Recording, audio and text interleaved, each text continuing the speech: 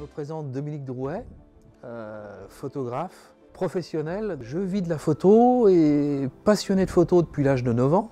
J'ai vagabondé avec mon appareil photo sur les bords de l'Èvre et après sur les bords de Loire. Donc ça explique certaines images qu'on voit aujourd'hui. Dès l'enfance, je voulais être photographe. J'ai eu la chance, près de chez moi, il y avait un photographe de publicité parisien et ses parents habitaient près de chez mes parents. Donc tout jeune déjà, j'assistais à ses prises de vue quand il venait faire des shoots en province. Et après, pendant les vacances scolaires, j'étais son assistant parce qu'il revenait faire beaucoup de shoots dans le coin. Donc j'ai participé à des pubs de marques connues. En plus, on apprenait, c'était du film, donc c'était de la diapo. J'ai appris la lumière. J'ai appris ce qu'on apprend en école photo, mais moi je l'ai appris ce qu'on appelle sur le tas. Et la photo, pour moi, c'est avant tout une passion.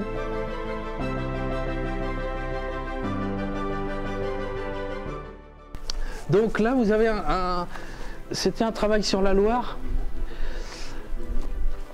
Un travail sur la Loire qui était fait pour le livre La Loire de mon père, que vous pouvez feuilleter dans la salle. C'est un recueil de 150 images où il y a des images qui ont 40 ans, mais comme je disais tout à l'heure, il y a des images qui avaient 2 mois à la sortie du livre. Et c'est un petit hommage à mon père qui m'a fait découvrir, comme beaucoup de personnes, qui m'a fait découvrir la Loire et qui m'emmenait tous les dimanches à la pêche là-bas. Et moi j'étais plus intéressé par regarder le jour se lever et voir les animaux bouger. Mais à l'époque j'avais pas d'appareil photo. Donc j'emmagasinais tout dans ma tête et puis après, quelques années après, je me suis baladé avec l'appareil. Donc là, c'était un travail aussi sur des gens qui vivent avec le fleuve et qui vivent auprès du fleuve, aussi bien en loisir que pour y vivre professionnellement. Donc là, on a Pierrot Vivier qui est un pêcheur professionnel. On a beaucoup de pêcheurs professionnels encore qui vivent de leur pêche de Loire. Et là, j'allais régulièrement avec lui à la pêche le mercredi. Et il pêchait pour mettre ça au marché d'Ancenis le jeudi. Et comme tous les Ligériens, peu importe, on n'est pas que friand du cendre ou du brochet. Là, c'était du mulet. Et sur les étals au marché d'Ancenis, le mulet partait autant que les beaux poissons qui vont dans les restaurants. Là, vous avez... Alors ça c'est Guillaume, c'est un berger. Ça se situe entre Annay et Ancenis.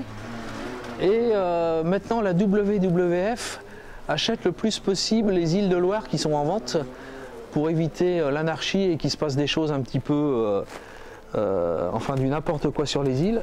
Donc à Annay, la WWF a acheté 2 îles, les a rétrocédées à la LPO qui les prête aux bergers.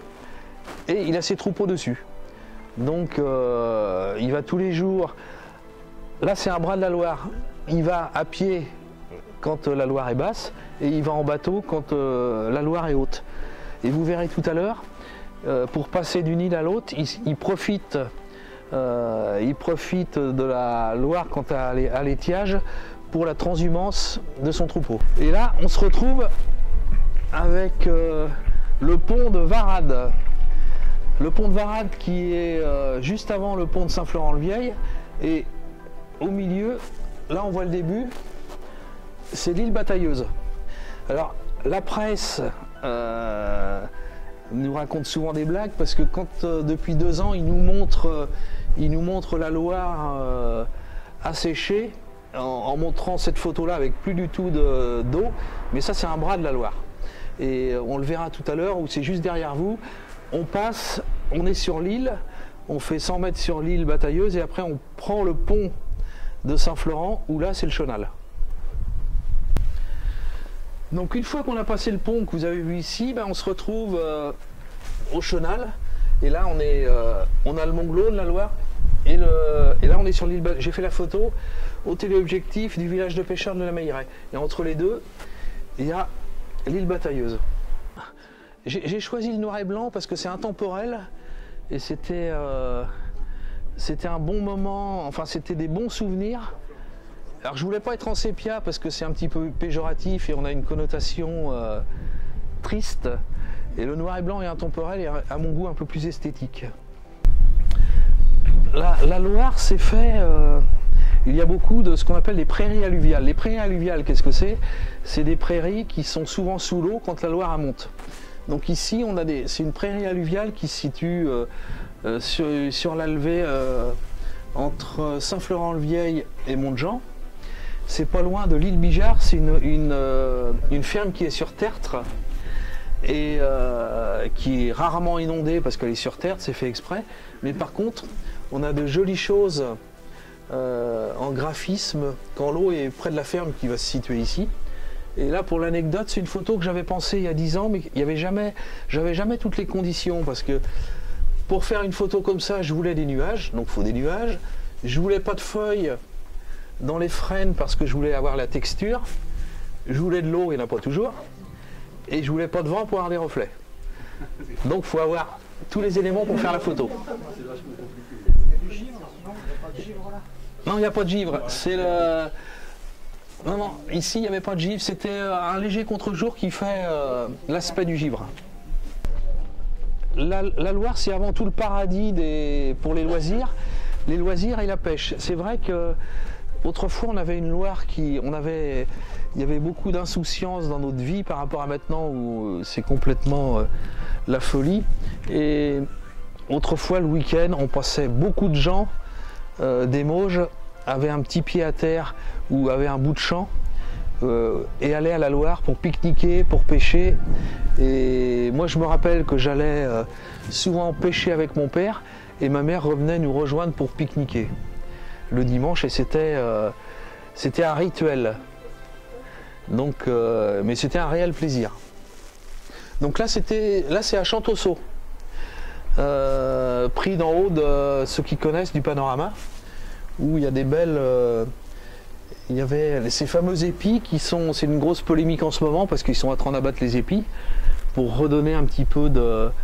pour étaler la Loire un peu plus. Donc on va pas en parler là parce qu'il y a à boire et à manger. Je suis pas sûr que...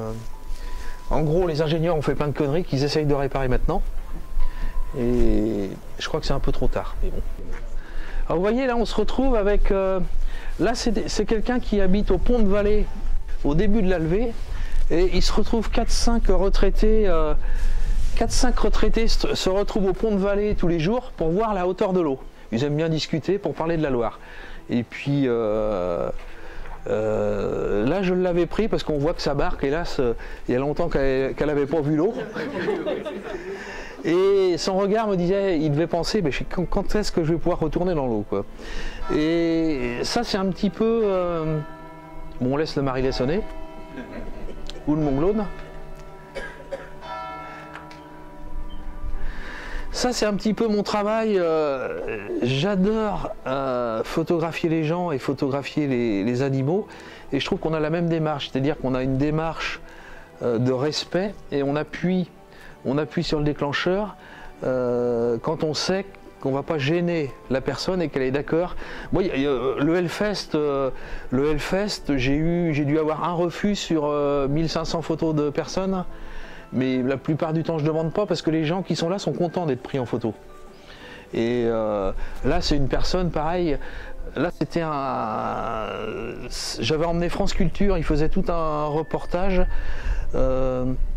sur des riverains. Et c'était une émission sur les grands fleuves d'Europe. Et cette personne-là était très contente de raconter son fleuve au quotidien. Et je savais très bien que l'appareil ne le gênait pas, quoi. Donc là, tout à l'heure, je vous parlais de la famille des pêcheurs professionnels. Alors là, vous avez la famille Perrault. La famille Perrault qui est pêcheur depuis des générations. Là c'est au village pêcheur en face le Mont-Glone. Donc là on a l'île Batailleuse, là on a le pont, donc là on est en Maine-et-Loire et là on est en Loire-Atlantique. Et le village de la Meilleraie à Varade, c'est un village où il y avait plus de 60 pêcheurs professionnels quand l'activité et la pêche, enfin il y avait beaucoup de poissons. Maintenant ils sont très peu le dernier qui reste, c'est Mathieu qui a pris le relais. Et Mathieu, comme il n'y a plus assez de poissons dans la Loire, et ben, il fait un mi-temps à promener les gens sur sa toue et un mi-temps de pêcheur professionnel. Parce que les temps changent, quoi. Et pour en revenir à la photo, c'est une photo que je leur avais demandé parce que je voulais les avoir. C'est des gens que j'aime beaucoup et je voulais cette photo très symbolique. Donc ils étaient tous d'accord, mais au bout de 3 mois la photo était toujours pas faite. Donc je leur ai dit bon bah on la fait ou on la fait pas parce que. Donc ils m'ont dit bah tout de suite. Et quand je l'ai faite, il y avait, on voit que le soleil est très haut. Donc le soleil très haut, c'est pas très beau pour les visages. Et ça donnait sur leur visage. Donc je dis, bah écoutez, vous racontez vos pêches, vous m'oubliez et vous parlez entre vous. Parce que je voulais absolument qu'il y ait un nuage pour que les visages soient jolis et qu'il n'y ait pas des traits très marqués. Donc ils ont raconté leurs grosses pêches, Yannick parlait de ses poissons. Et puis ça s'est passé comme ça et après j'ai eu du mal à les arrêter, quoi. Donc là on se retrouve, je vous disais, il y a les poissons.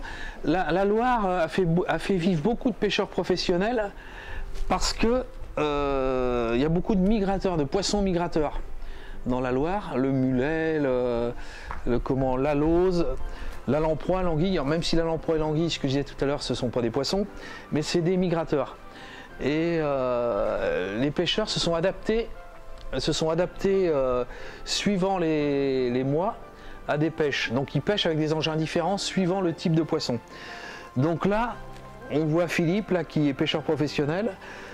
Et ils pêchent des lamproies. Vous voyez ce que c'est? Alors les lamproies, ils les pêchent pas pour chez nous. On part ici, ils s'en vont au marché d'Ancenis, ils en font quelques-uns dans les restaurants du coin, mais c'est pas un plat très apprécié par chez nous. Donc l'essentiel de leur pêche est vendu à un marailleur bordelais qui en garde pour le Bordelais et qui en vend beaucoup au Portugal. Mais par contre, il y a un cours pour le poisson, comme pour le poisson de mer. Et les premières pêches de lamproie, le cours est très haut, donc ils se font beaucoup d'argent. Et après, s'il y a une migration qui est forte, avec beaucoup de passages, ça chute. Et des fois, ça vaut même plus le coup de les retirer les nasses. Ça, c'est une nasse en plastique. Mais tout pêcheur qui se respecte, autrefois pêchait la lamproie avec une nasse en osier qui mettait plus de 3 jours à faire. Et cette nasse en osier, bon, ils ont trouvé une parade parce que ça s'abîmait, c'était très long à faire et en plus, fallait récolter l'osier chez soi dans son jardin. Donc ils ont trouvé une parade, mais de leur dire, c'est beaucoup moins pêchant que l'osier qu'ils avaient avant. Alors vous voyez, la Loire est belle. On se retrouve près de l'île Bijard que je vous disais tout à l'heure, dans des prairies alluviales. La Loire a monté et il y a du brouillard le matin. Donc là, il est assez tard, il est 10-11 heures et le brouillard fait qu'on a des très jolis paysages. Donc il suffit d'être là et c'est très facile à faire. Voilà. Et on prend beaucoup de plaisir. Et vous avez la même chose, vous voyez, sur ici, les épis de Loire où la brume se lève et font apparaître les épis. Alors quand je vais faire des photos comme ça, généralement, je vais y aller pour ça, mais on ne voit pas les épis. Et petit à petit, ça se lève. Alors là, vous avez le cercle.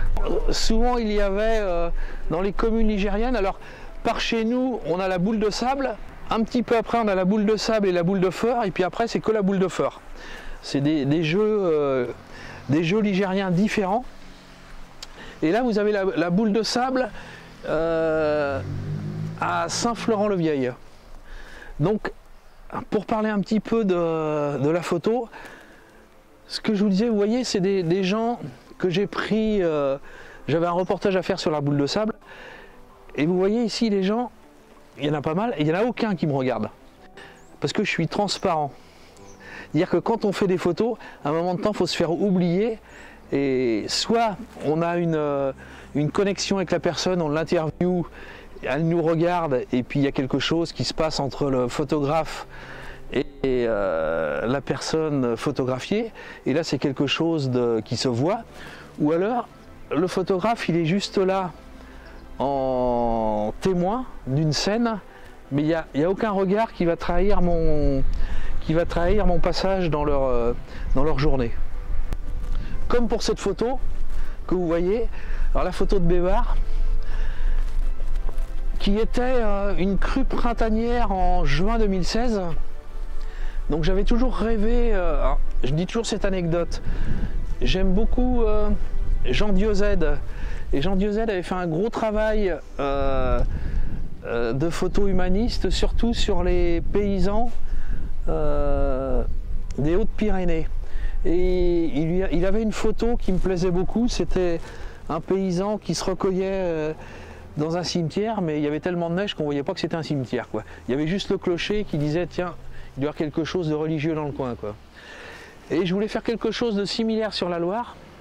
Donc, de fil en aiguille, il s'est avéré que c'était très bien sur Bévar. Donc quand Bévar a monté, j'ai appelé le curé. Il m'a dit tu peux venir. Il a appelé le passeur parce que dès que ça monte à Bévar, comme c'est une île qui est très basse, faut y aller soit en bateau, soit en tracteur. Quand c'est pas trop haut, on y va en tracteur jusqu'à 1 mètre. Et puis dès qu'il y a plus d'1 mètre d'eau sur les routes, on y va en bateau. Et Gérard, qui est le passeur, il m'avait emmené, et puis il emmenait les gens dans le centre de Bévar, ou alors il les emmenait à Savonnières pour les courses ou pour prendre le train, etc. pour le départ sur Angers.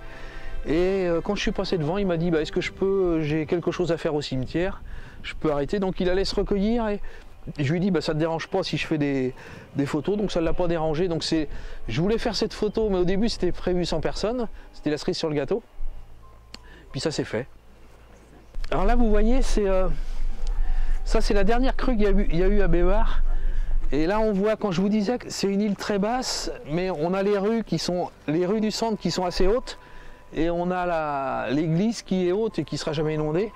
Et là on a le père qui est, donc ça c'est ça a 2 ans c'est tout, qui est en soutane là-bas et qui attend les pèlerins en bateau pour la messe. Donc c'est quelque chose de folklore, mais pour eux c'est courant. Ils ont une inondation par an à peu près, quoi.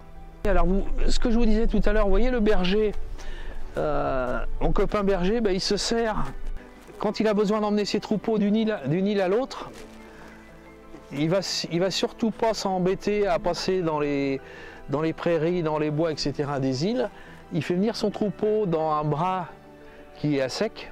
Donc ça c'est un bras de la Loire, et puis hop, le troupeau suit jusqu'à temps qu'il arrive dans une autre île. Là, on a les gens, quand il y a de la boule, il y a aussi la bolotte qui est pas loin dans la salle en haut. Et ça c'est les ambiances que j'aime bien, quoi. C'est le cercle Notre-Dame d'Anjou à Saint-Florent-le-Vieil. Ils étaient à faire le ménage, je passais par là avec mon appareil, et je leur ai dit ça vous dérange pas, non, mais vous voyez, je laisse, là ils étaient à faire les vitres. Moi je veux pas déranger ce qu'il y avait, donc je laisse le rouleau de sopalin, et ils font leur belote, puis après ils reprennent leur activité, quoi. Et pour finir, on se retrouve avec Bévar, la Rose qui vient voir, quand il y a la crue, elle vient voir, elle a fait ses petits témoins, elle marque des petites choses, puis elle vient voir à chaque fois si la Loire monte ou baisse. Mais c'est quelque chose qui est vital pour elle, quoi. Si la Loire ne vient pas les voir une année, elle est déçue. Donc c'est des Iliens ligériens pure souche, et comme tous les Iliens ligériens pure souche, si la Loire ne vient pas les emmerder, ils ne sont pas contents. Voilà. Merci à vous.